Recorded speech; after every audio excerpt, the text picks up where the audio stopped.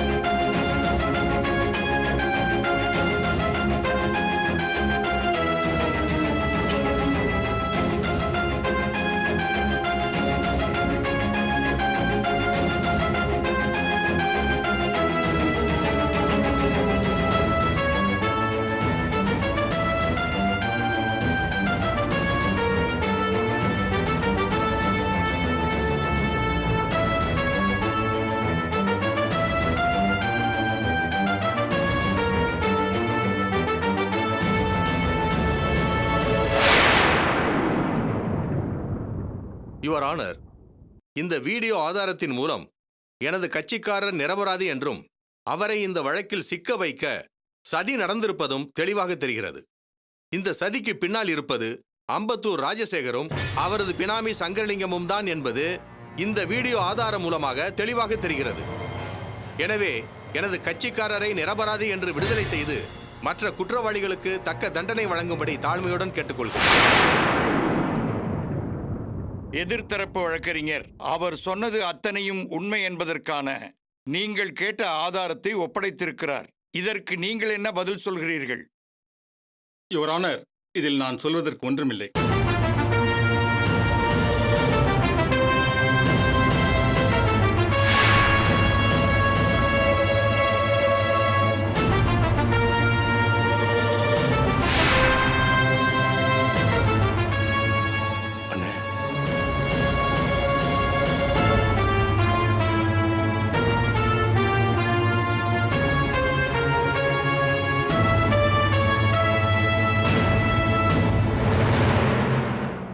ஐயா, நடந்தது என்னன்னு நான் சொல்றேன்யா. Silence, silence, silence.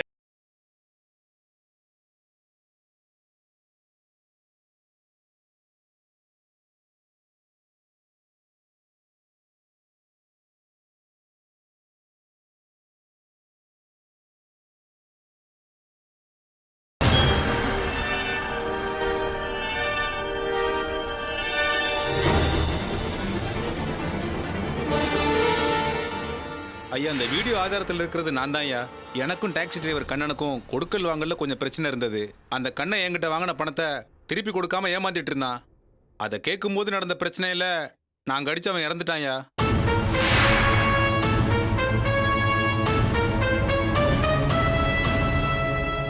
எங்களுக்கு என்ன செய்யறதுன்னே தெரியல. அப்பதான் செல்வத்துக்கும் கண்ணனுக்கும் ஏற்கனவே பிரச்சனை இருந்து அது போலீஸ் ஸ்டேஷன் வரைக்கும் போனது எங்களுக்கு ஞாபகத்துக்கு வந்தது.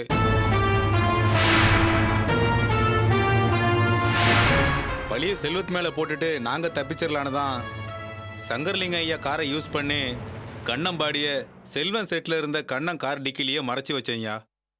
என் கூட இருந்த 2 பேரும் ஓடி போயிட்டாங்க. இதாயா நடந்தது. மற்றபடி இந்த கொலையில சங்கர்லிங்க ஐயாவுக்கும் ராஜசேகர் ஐயாவுக்கும் எந்த சம்பந்தமும் இல்லைங்கய்யா.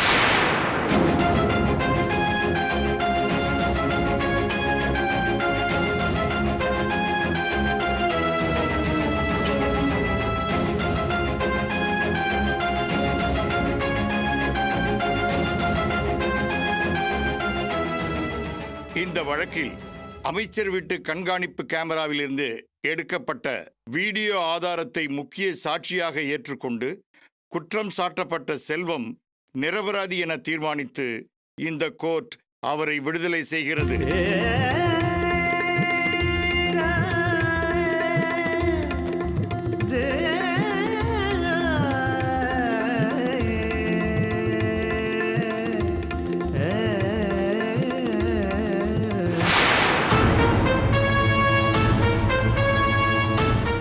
குற்றவாளிகள் குற்றத்தை ஒப்புக்கொண்டு அதற்கான காரணத்தையும் கூறியிருப்பதால் இந்த கோர்ட் அதை ஏற்றுக்கொண்டு நீதி விசாரணைக்கு உத்தரவிடுகிறது. மேலும் தலைமறைவான 2 குற்றவாளிகளையும் கண்டுபிடித்து கைது செய்யுமாறு காவல்துறைக்கு இந்த கோர்ட் உத்தரவிடுகிறது.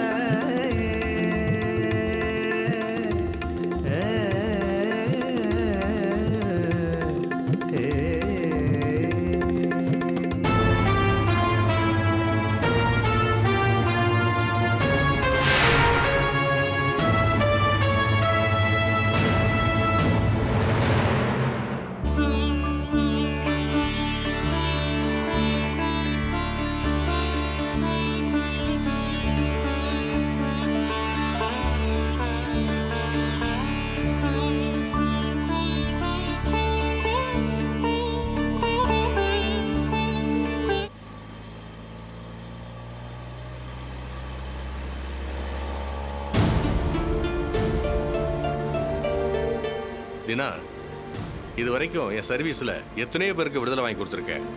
அவங்களும் உங்க குடும்பமும் எமோஷனல் ஆகி தேங்க்ஸ் சொல்லியிருக்காங்க. ஆனா செல்வம் விஷயத்துல இன்னைக்கு பார்த்த எமோஷனலை நான் இது வரைக்கும் பார்த்ததே கிடையாது. எனக்கு கூட அப்படிதான் அறிவு தோணுச்சு.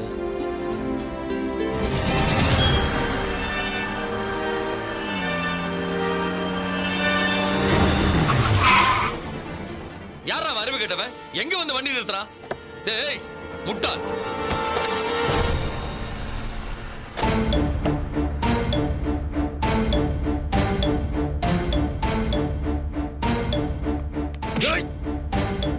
அந்த 2 கிரவுண்ட் நிலம் பத்தாது, இன்னும் கூட விடணும் கட்டதான் கொடுத்துருப்பேனடா. இப்படி நம்பிக்கை துவங்க மாட்டியாடா? நான் நினைச்சா நீ உயிரோடவே இருக்க முடியாது தெரியுமா? ஐயோ கையெடு ராஜசேகர், சட்டையை கசக்காத. அதான் உனக்கு பதிலும் வாழ மாட்ட விட்டுல, அப்புறத்துக்கு டென்ஷன் ஆற, கூலாரு.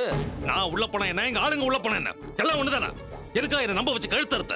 எல்லாத்துக்கும் காரணம் பிரியா தான். பிரியாவா? யாரு? அந்த செல்வத்தோட குழந்தையாளா? ஆமா.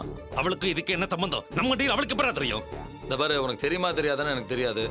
இப்போதைக்கு என் வாழ்க்கையில ஒரே லட்சியம் அந்த பிரியாவை கல்யாணம் பண்ணிக்கிறது தான். அவகிட்ட நல்ல பேர் எடுக்கணும், அவ மனசு மாதிரி என்னை கல்யாணம் பண்ணிக்கணும். அதுக்காக தான் செல்வத்துக்கு எல்லா உதவியும் பண்ணிட்டு இருக்கிறேன். அது அந்த சிசிடிவி ஆதாரம் மேட்டர் நான் எங்க அம்மாட்ட மட்டும்தான் சொன்னேன். நம்ம டீலிங் முடிஞ்சு நான் வீட்டுக்கு போறதுக்குள்ள எங்க அம்மா எல்லாத்துக்கிட்டையும் சொல்லிருச்சு. எல்லாரும் அந்த ஆதாரத்தை வச்சு செல்வத்தை காப்பாத்திடலான்னு சந்தோஷப்பட்டு இருக்கும்போது கூட நான் நம்ம டீலிங்க மறக்கல. அந்த ஆதாரத்தை கோர்ட்ல ஒப்படைக்க கூடாதுன்னு தான் நினைச்சிட்டு இருந்தேன். அந்த உறுதியோட தான் கோர்ட்டுக்கும் கிளம்புனேன். அந்த நேரம் பார்த்து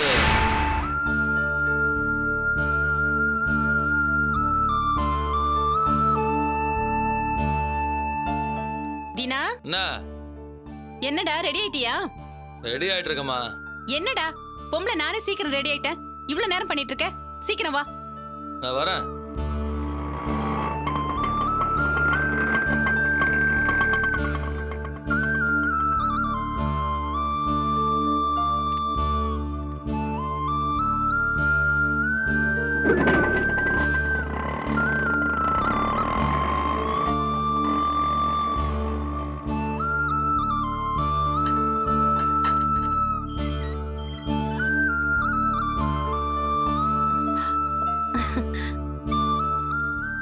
பிரியா, பிரியா, வா வா வா வா வா. என்ன ஆச்சரியமா இருக்கு, நீ ஏன் வீடு தேடி வந்திருக்க? நல்லா இருக்கியாம்மா? வா உள்ள வா, உள்ள வாமா, வா வா. தினா, டேய், நம்ம வீட்டுக்கு யார் வந்திருக்கா தெரியுமா? பிரியா வந்திருக்காடா, சீக்கிரம் வா. பிரியாவா? நான் அவரை பார்க்கணும்.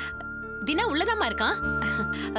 நான் ஒருத்தி வந்தவளை என்ன சாப்பிடுறேன்னு கூட கேட்காம நிக்க வச்சே பேசிட்டு இருக்கேன். என்ன சாப்பிடுற? காஃபி கொண்டு வரட்டுமா? வேண்டாம், நான் அவரை பார்த்து பேசணும். உனக்கும் அவனுக்கும் 1000 பிரச்சனை இருக்கும், 1000 விஷயம் இருக்கும் பேசுறதுக்கு. நீ அவங்கிட்ட பேசிட்டு இரு, நான் உள்ள போய் ஜூஸ் எடுத்துட்டு வரேன்.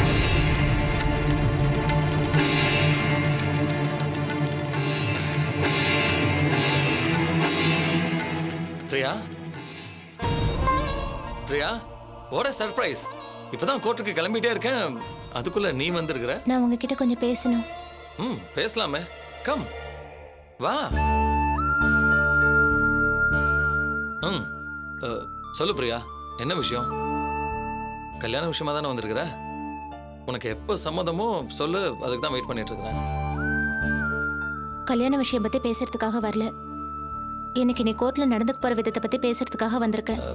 என்ன பிரியா, எனக்கு கிடைச்ச எல்லா ஆதாரத்தையும் கோர்ட்ல ஒப்படைக்க தான் கிளம்பிட்டு இருக்கிறேன். இப்போ அதை பத்தி பேசுறதுக்கு என்ன இருக்கு?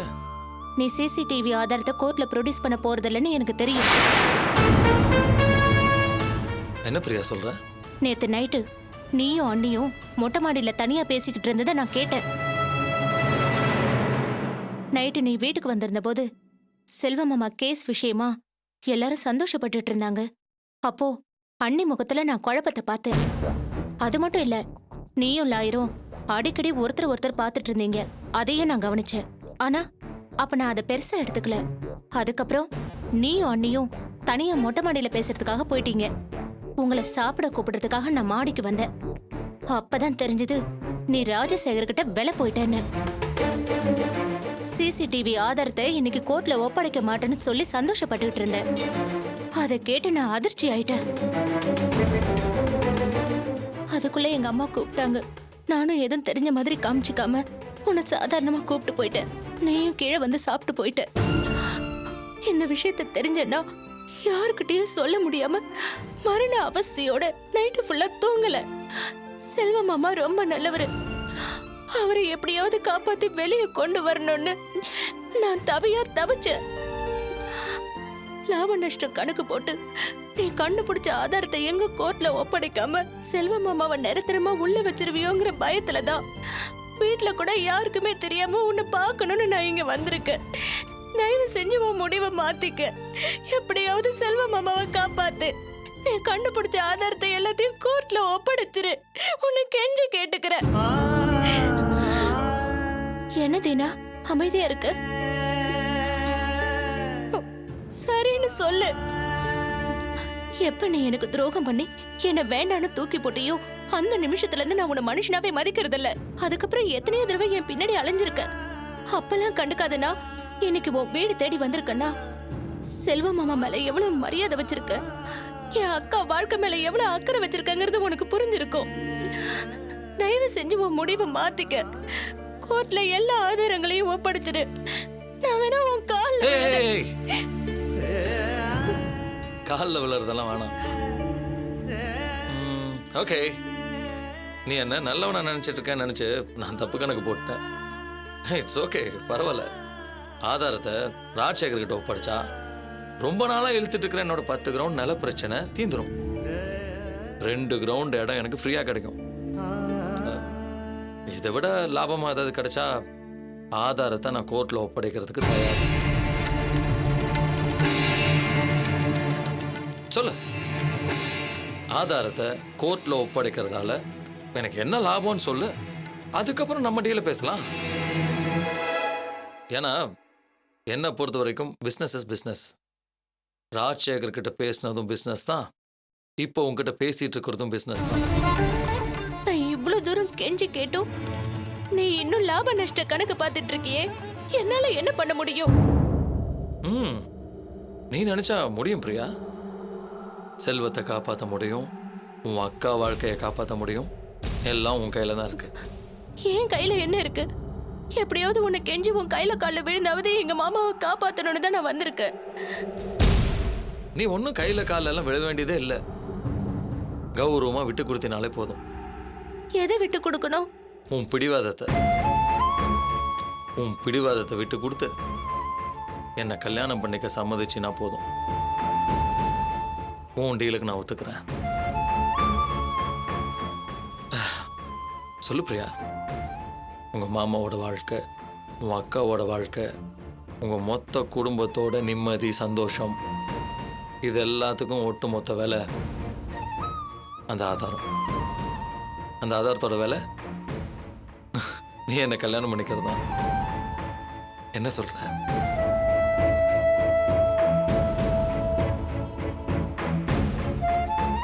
ஓகே, உனக்கு இதுல சம்மதம் இல்லை.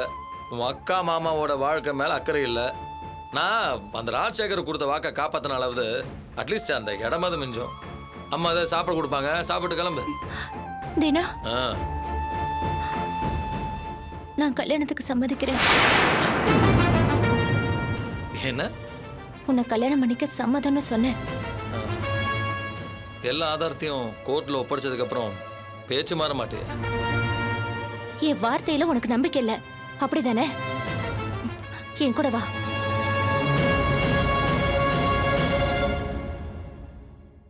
பிரியா, என்னம்மா அதுக்குள்ள கிளம்பிட்டியா? இந்த ஜூஸ் சாப்பிட்டு போ. ஆண்டி, அதை வச்சுட்டு இப்படி வாங்க. வாங்க.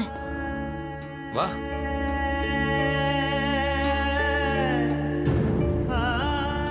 நான் உங்க பிள்ளைய கல்யாணம் பண்ணிக்க சம்மதிக்கிறேன். அதுக்கு உபகாரமா எல்லா ஆதாரத்தையும் கோர்ட்ல ப்ரொடியூஸ் பண்ணி செல்வ மாமாவை வெளியே வர செய்யணும். இவரை நான் கல்யாணம் பண்ணிக்க சம்மதிச்சது இவரை நம்ப மறுக்கிறாரு. அதுக்கு ஆதாரமா இந்த கடவுளை சாட்சியா வச்சு குங்குமத்தை என் நெத்தியில வைக்க சொல்லுங்க. அதையே எங்க கல்யாணத்துக்கான ஆச்சாரமா நீங்க வச்சுக்கலாம். இந்த குங்குமத்தை வைக்க சொல்லுங்க. பிரியா, நிஜமாவா அம்மா சொல்ற? ஆமா ஆண்டி, இந்த கடவுள் சாட்சியா இவரை நான் கல்யாணம் பண்ணிக்க சம்மதிக்கிறேன். இந்த குங்குமத்தை நெத்தியில வச்சு விட சொல்லுங்க. டேய், குங்குமத்தை எடுத்து நெத்தியில வைடா. என்னடா யோசிக்கிற? குங்குமத்தை வை.